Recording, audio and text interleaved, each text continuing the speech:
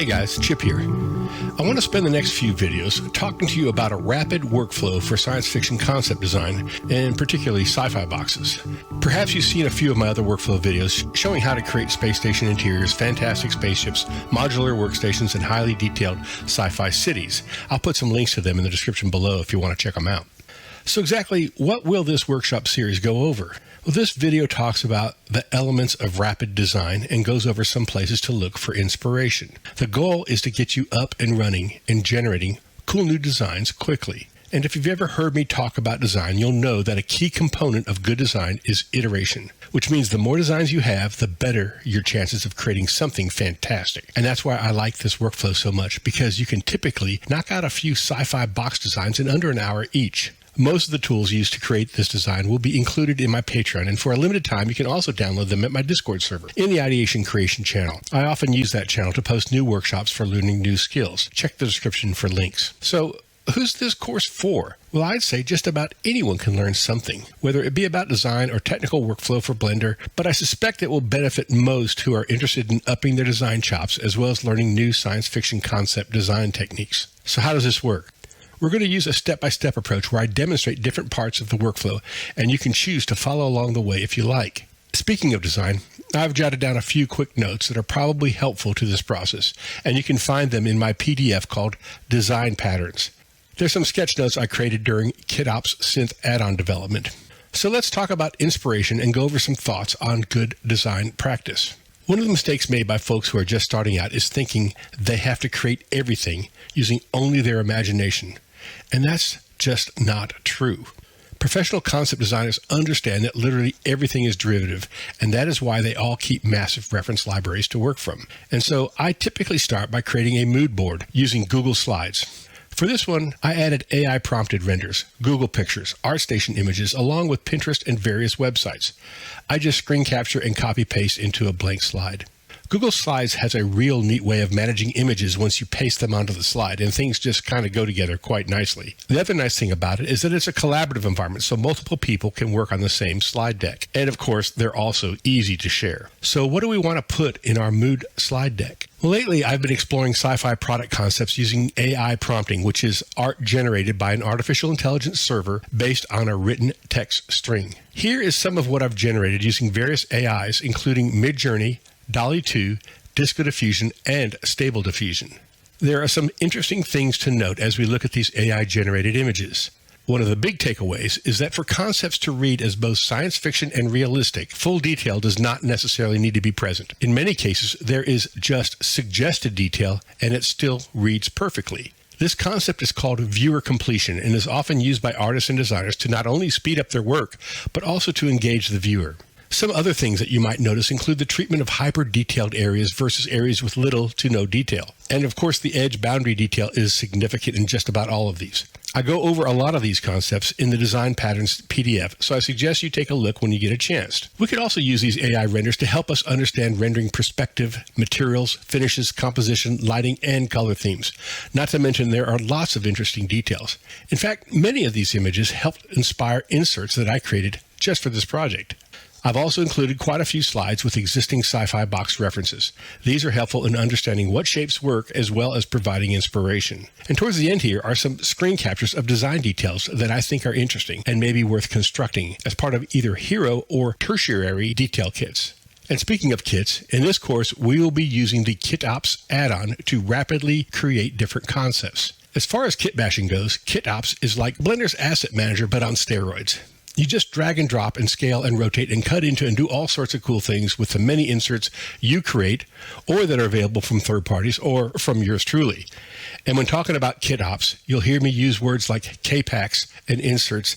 And it's really easy because kpacks are folders and inserts are the special .blend files that are in those folders. KitOps was first introduced many years ago in Blender 2.79 and since then has had over 75,000 downloads. It is continually updated and all the updates are free for existing owners. There are two versions, KitOps Free and KitOps Pro. You can use both to add inserts and materials to build your models. With KitOps Pro, there is a lot more snapping control, mirroring, and of course you can create all your own custom inserts as well as custom materials. Also, both KitOps have a nice decal management system and you can create your own decals with either Free or Pro. So let's spend a little time and let's walk through some of these reference elements, and I'll tell you some of my thoughts. Okay, so let's talk about this course for just a little bit. Here's one of the Sci-Fi boxes I created in, probably under an hour actually to create this, and then maybe another, playing around with the lighting and stuff might have been another 45 minutes to an hour as well. With this course, the one that we're giving away is you're going to get these materials, get some of these decals, not all of them because some of them come from third-party packs, but I'll give you some that I've created. And you'll, of course, get the inserts that are used to create them. So the inserts are over here, these things like shapers, so you'll get some of these inserts. I'm actually not completely finished with the collection, and I'll probably add some more, and we're going to talk about inserts in the next video. Actually, for now, I just want to tell you that you're going to get these if you're on my Patreon, but also if you're part of the Ideation Creation group, and you can join my Discord for free. You can jump over here, and so I've got this channel called Ideation Creation where we do lots of different kinds of exercises. You may have seen some of the stuff we've done in the past, done a lot of stuff like this placement, all these displacement maps, lots of different kinds of ideation exercises where we're actually using different tools to talk about design. Anyway, there's a lot of stuff over here. And if you come here, I'm going to actually post those files for free while we're doing this workshop. And then, of course, when we're done, I'll unlink them. But if you want to grab those K-Packs and materials and stuff, you can jump over to Ideation Creation and get them there.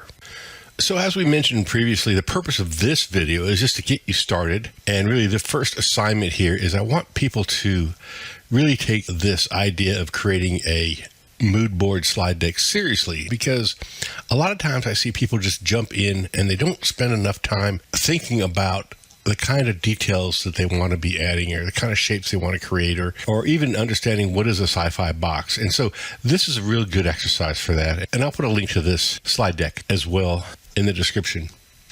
So let's talk about this. So it's broken down into three groups, right? There's this AI generated group. There's the inspiration group, which is really going to be stuff like different other concepts. And then there's this details group. And this group is really the group that for me is actually maybe the most important in many ways. But let's talk about these as we walk through them. So we'll talk about AI generated first. So basically I used an AI art generator to create a lot of different images. And these are all some of the images. And let me tell you, as I look at these, I'm starting to understand things that I like and things that I don't like. And one of the things that you do find out in design school is they ask you to look at a lot of different designs and talk about them and try and understand what works for you and what doesn't. Everybody has different tastes, right?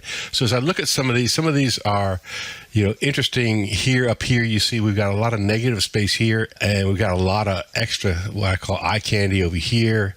This is kind of an interesting shape. Notice the contrast between the white plastic and the black parts. As I look through some of these, this is kind of this reminds me of a sci-fi interface, and I like the colors of this. And what's interesting about this one is this looks like it's a laptop that's been exploded somehow. It's got a camera hooked up to it, and all these things are connected through this myriad of cables. It's an interesting concept, I think. You've got a couple different interesting UI designs on these screens, which is also something that I'm interested in exploring. Anyway, I'm not going to go through each one of these, but you're going to get the idea that you can generate lots of different ideas from a lot of this stuff. I mean, look at all the lights on some of this stuff, all the different lighting. Look at the contrast between thick and thin on some of these. Actually, most of these have that real strong contrast. Look at these large negative spaces with just sparse, tiny little details, right in here and over here. They're just dropped in. A lot of them are on edge boundaries, like we talked about edge boundary detail. Like if you look at this square, you look around the edges, there's a ton of little detail around some of these edges. This reminds me of some kind of medical thing. I think what's interesting about this is that everything's about the same color plastic. And notice they're using a lot of white plastic here in a lot of these images. This is an interesting one because they're using glass, and I like the idea of combining glass and metal and white plastic. That's an interesting thought. Again, some more ideas. These are more. This is an interesting one for me because it's a lot of eye candy, but it just shows the massive amount of detail that you can see in some images. So sometimes we don't put enough detail in things, and in sci-fi, it seems like a lot of detail helps out, but there's also primary details, big shapes, right, with big objects, and then there's little tiny detail, all the tertiary details. Again, plastic or glass materials and plastic materials. Again, a lot of wires, and this is an interesting shape. If you look at this, that's I'm intrigued by this shape. We've got, again, here's a kind of what I would call a hero element on the front of it, and we've got some really nice parting lines. Parting lines are really important because they create for you the sense that this thing is a manufactured product of some sort, right? Or it's been die cast. So keep in mind that we're going to talk about parting lines later on. I think I use diagrams as one of the prompts for here, but it's very geometric. Everything is extremely geometric in this particular case. Again, look at the complexity of the screen graphics here. That's really interesting to me. And so you can just, as we walk through here, look at some of the shapes here. Check out kind of the edge boundary detail, like all the things along the parting lines, how this one doesn't actually match up with that there. A lot of interesting stuff happens between surfaces and transitioning from one surface to another. It's an important place to spend your time thinking about, right? Look at this tablet concept, really interesting, great interface. I love the actual background on this one. Notice also that you don't see, I don't really understand exactly what's going on in here, but I know something's going on in here, right? I know that, I don't have a clear picture on a lot of this stuff. So it's kind of like it's implied, right? It's that viewer completion concept. You don't really see much, Again, these interfaces are just really interesting. These little really highly detailed schematic kind of things going on. All this is reading science fiction to me. Again, if we look at the primary and secondary, secondary objects, primary objects here, hero details, where's like here's a hero detail right here in the middle of all of this stuff, So again, look at this. We have, some circular shapes, but not too many of them, but because they're flanked nicely around geometric shapes. It's interesting how the AI has figured all this stuff out. Here's another example. A good breakup proportionally. We have really large areas and real thin areas. Contrast is a real important design element, and adding different proportions to an object where you contrast the thickness and the large space with something very small. Look at this little parting line coming in here. This big rectangle's got this little tiny parting line. Look at the edge boundary detail over here and the edge boundary detail right across in here. I mean, it's just, real large spaces, tiny little edge boundary details. Anyway, so you can kind of see that there's a lot of interesting stuff here. You can look through this deck and you can kind of get some ideas as well.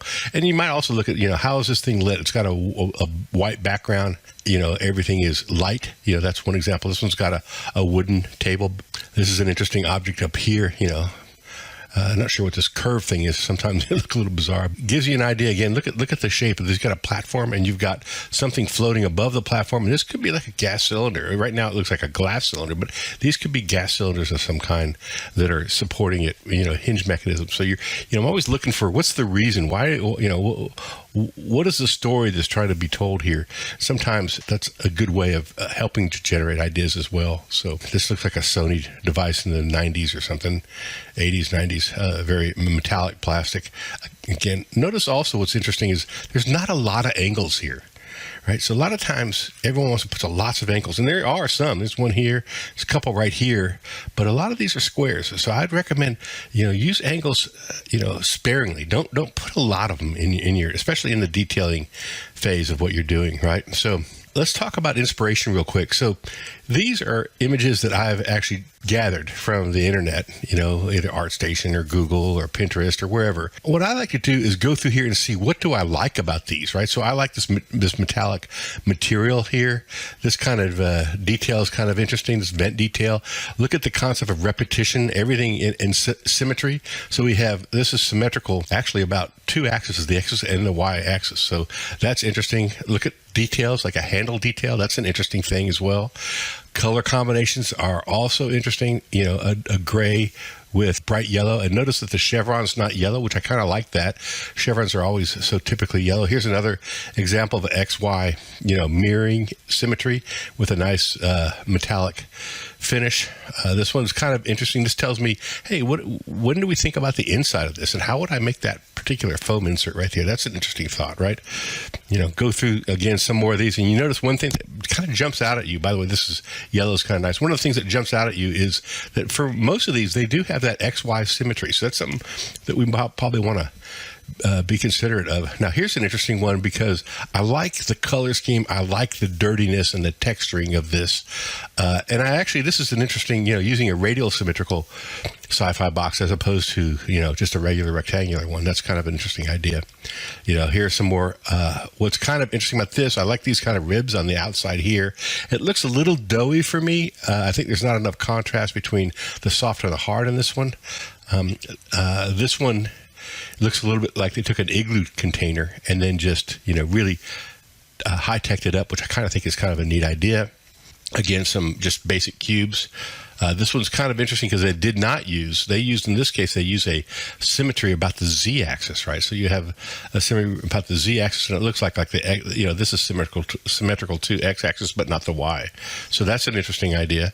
Something, so as you look at these, figure out what you like. I kind of like the material of this. I don't like how it seems like it's less refined. They've gone from one level of detail, which is really kind of a very coarse level detail, to real fine level detail. Like this little hash mark right in here, some nice decals on it, but there's nothing in between, right? Big coarse elements, big, medium, small, doesn't really fit here, right? They've got the big and they have the small, but they don't really have any of the medium. So that's interesting to note. Again, looking at some of these, I kind of like these for the handle design, thinking about, what are the kind of hero elements that we need to add? Like this is a hero element right here.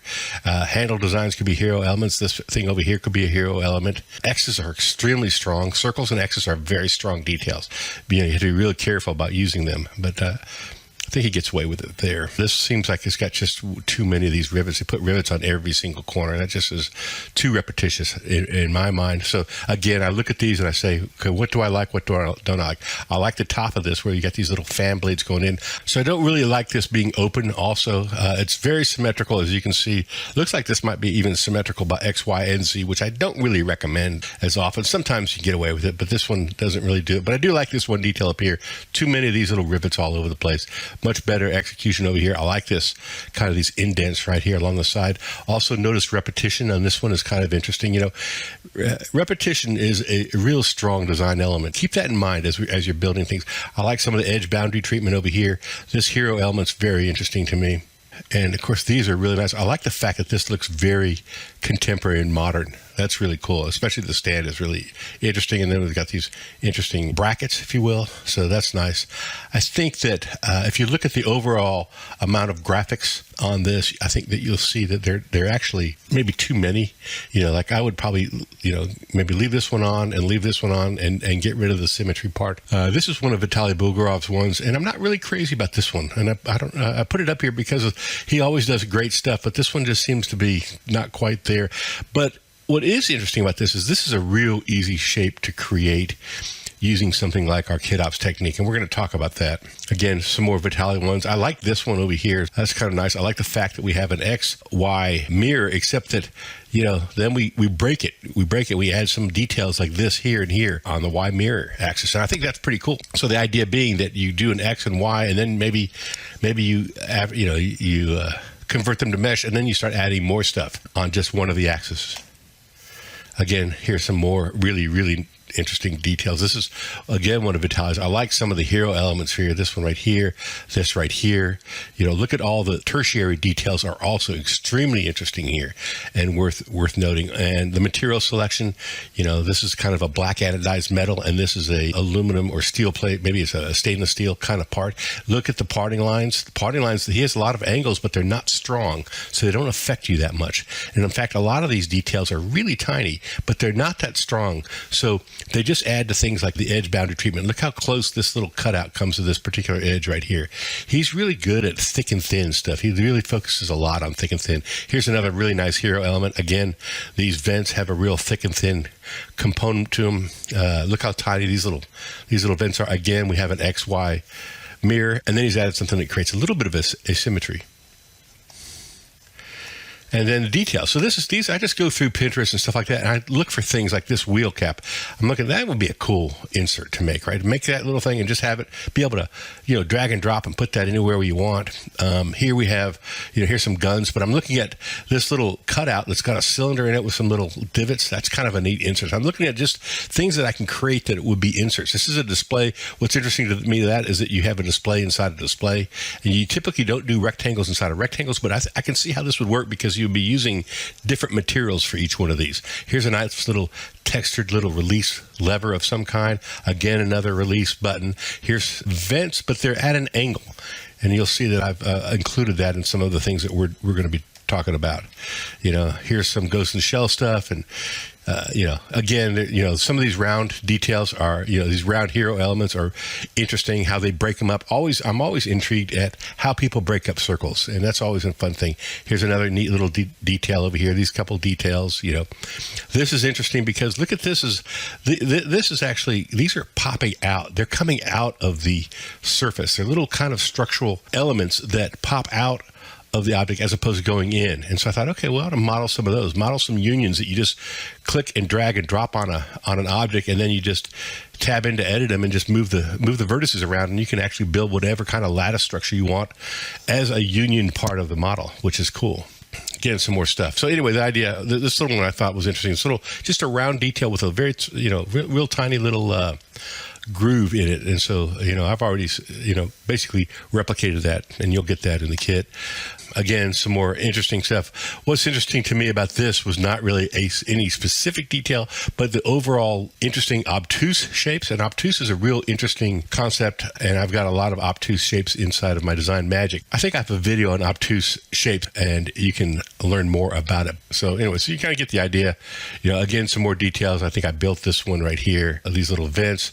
This is a nice, interesting hero detail element. You can see that would be pretty easy to build. All of these, just little tiny things that you can add to objects that are going to create stuff. Again, looking at some circle details, and how they might be affected. So the first step of this process is for you to create your own mood board, and you can use Google Slides. You can use other products as well. There's all kinds of stuff. If you want to just do one in pure ref, that's great as well. Or you can actually take a look at this one and start to evaluate what I've got here and study it for yourself and ask yourself, what do you like, what don't you like? So stay tuned. We're going to have step 2 coming up next.